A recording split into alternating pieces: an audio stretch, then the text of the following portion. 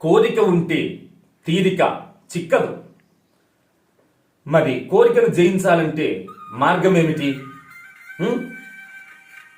ప్రజహాతి యదా కామాన్ సర్వం పార్థ మనోగతాన్ ఆత్మన్యేవాత్మన తుష్ట స్థిత ప్రజ్ఞ స్తదోచ్యతి. కనుక స్థిత ప్రజ్ఞుడు కావాలి. స్థిత ప్రజ్ఞత అంటే స్థిరమైనటువంటి బుద్ధి బలం.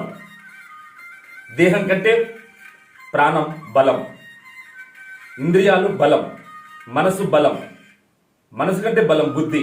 కనుకని ఎవరినైనా పట్టుకొని అమ్మగారిని బుద్ధి లేదానా ఇట్రా అన్నావనుకో, నీకు భూమి పూజ చేసిపోతుంది.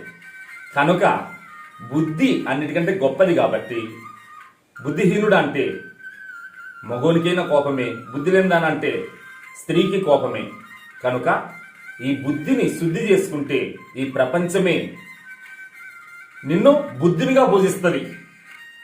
సిద్ధుడు 12 ఏళ్ళు గురుసేవ చేశాడు. బుద్ధుడు 6 ఏళ్ళు ఆత్మధ్యానం చేశాడు. ధ్రువుడు 6 నెలలకే సిద్ధి పొందాడు. అంటే ఎవరి తీవ్రతను బట్టి, తపోబలాన్ని బట్టి వాళ్లకు సిద్ధి శీఘ్రంగా లభిస్తుంది. శుభస్య శీఘ్రం. సమస్త భారతీయుల హృదయ కమలాలలో నిత్యం భక్తి జ్ఞాన జ్యోతులు వెళ్ళి విరివిగాక.